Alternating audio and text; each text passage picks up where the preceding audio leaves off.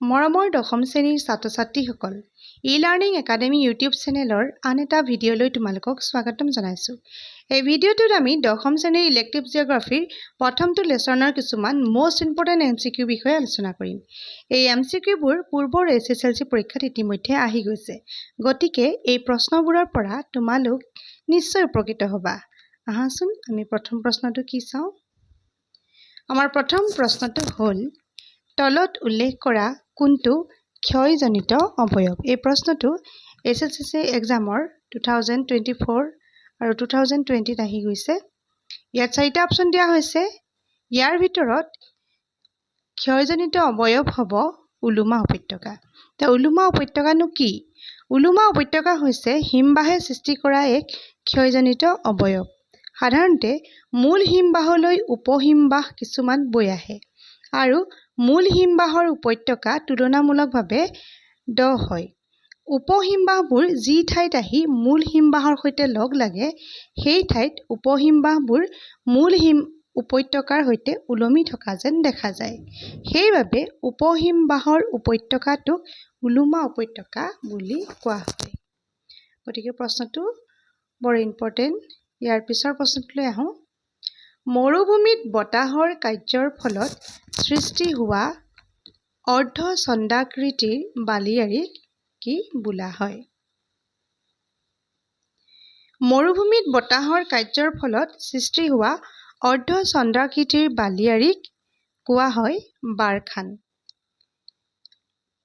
মৰুভূমিত বতাহৰ পৰিবহণ কাৰ্যৰ ফলত সৃষ্টি হোৱা এক ভূ অৱয়ব হ'ল বাৰখান।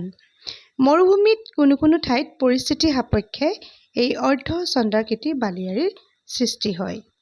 ইয়াৰ পিছৰ প্ৰশ্নটোলৈ আহোঁ। তলত উল্লেখ কৰা কোনটো হিমবাহে সৃষ্টি কৰা অৱক্ষেপণজনিত অৱয়ব? ইয়াত 4টা অপশ্যন দিয়া হৈছে।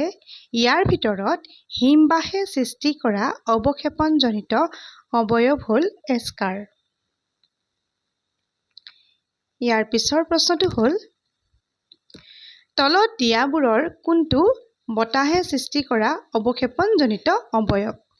ইয়াতো 4টা অপশ্যন দিয়া হৈছে। ইয়াৰ ভিতৰত বতাহে সৃষ্টি কৰা অৱক্ষেপণজনিত অৱয়ব হ'ল অনুদৈৰ্ঘ্য বালিয়াড়ী। অৱক্ষেপণ প্ৰক্ৰিয়াৰ ফলত মৰুভূমিত কিছুমান বালিয়াড়ী বতাহৰ দিশত দীঘলীয়াকৈ গঠিত হয়। এই ছবিটোত দেখুওৱাৰ দৰে দীঘলীয়াকৈ গঠিত হয় আৰু ইয়াকে অনুদৈৰ্ঘ্য বালিয়াড়ী বোলা হয়। ইয়াৰ পিছৰ প্ৰশ্নটো হ'ল তলত দিয়াবোৰৰ কোনটো মৰুভূমি অঞ্চলৰ এটা ক্ষয়জনিত অৱয়ব? ইয়াত 4টা অপশ্যন দিয়া হৈছে। ইয়াৰ ভিতৰত মৰুভূমি অঞ্চলৰ ক্ষয়জনিত অৱয়ব হ'ল ইনচেলবাৰ্গ। ইনচেলবাৰ্গ কি?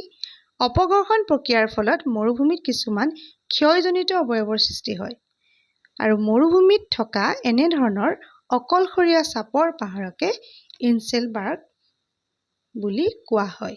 এই প্ৰশ্নটো 2025 চনত আহি গৈছে। গতিকে প্ৰশ্নটো অতি গুৰুত্বপূৰ্ণ। ইয়াৰ পিছত আহোঁ। উলুমা উপত্যকা সৃষ্টি কৰা কাৰকটো হ'ল। আমি সকলোৱে জানো যে উলুমা উপত্যকা হিমবাহৰ বাবে সৃষ্টি হয়। গতিকে উলুমা উপত্যকা সৃষ্টি কৰা কাৰকটো হ'ব হিমবাহ। নদী আৰু বতাহৰ দৰে হিমবাহো ভূপৃষ্ঠৰ পৰিৱৰ্তন সাধন কৰা এটা প্ৰধান কাৰক। ভূপৃষ্ঠত জমা হৈ থকা বৰফ স্তূপবোৰ মাটিৰ ঢাল অনুসৰি তললৈ অতি ধীৰ গতিবেগেৰে নামি আহে আৰু এনেদৰে ধীৰ গতিৰে নামি অহা বৰফকে হিমবাহ বুলি কোৱা হয়। ইয়াৰ পিছৰ প্ৰশ্নটো হ'ল ইনচেলবাৰ্গ সৃষ্টি কৰা কাৰকটো হ'ল। ইনচেলবাৰ্গ সৃষ্টি কৰা কাৰকটো হ'ল বতাহ আৰু এই ইনচেলবাৰ্গ মৰুভূমিত দেখা যায়। ইয়াৰ পিছৰ প্ৰশ্নটো হ'ল মৰুভূমিৰ তলত দিয়া কোনটো মুখ্য কাৰকে ভূ-আকৃতিক প্ৰক্ৰিয়াত বিশেষ ভূমিকা লয়? আমি ইতিমধ্যে পাঠটো পঢ়ি জানিছোৱেই যে মৰুভূমিত ভূ-আকৃতিক প্ৰক্ৰিয়াত গঠনত বিশেষ ভূমিকা লয় বতাহে। হিমবাহ উপত্যকা এটাৰ দুই কাষে জমা হোৱা গ্ৰাৱক কি গ্ৰাৱ বোলে? হিমবাহ উপত্যকা এটাৰ দুই কাষে জমা হোৱা গ্ৰাৱক পাৰ্শ্বগ্ৰাৱ বোলা হয়।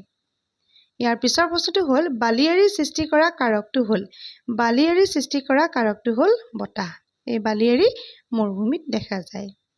ইয়াৰ পিছৰ প্ৰশ্নটো হ'ল তলত দিয়াবোৰৰ কোনটো হিমবাহে সৃষ্টি কৰা ক্ষয়জনিত অৱয়ব ইয়াত চাৰিটা অপশ্যন দিয়া আছে ইয়াৰ ভিতৰত হিমবাহে সৃষ্টি কৰা ক্ষয়জনিত অৱয়ব হ'ল শংকু এই চিত্ৰটোত দেখুওৱা হৈছে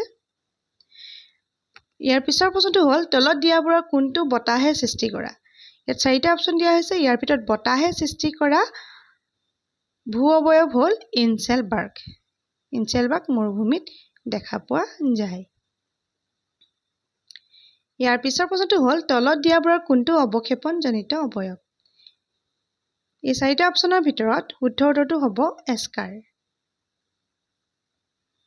গতিকে আজিলৈ আমাৰ এছএছএলসি প্ৰিভিয়াছ ইয়েৰত অহা এমচিকিউবোৰৰ আলোচনা সম্পূৰ্ণ হ'ল পৰৱৰ্তী ভিডিঅ'ত আমি পাঠভিত্তিক প্ৰশ্নৰ আলোচনা কৰিম গতিকে চেনেলটো ছাবস্ক্ৰাইব কৰি থবা আৰু ভিডিঅ'টো চোৱাৰ বাবে অশেষ ধন্যবাদ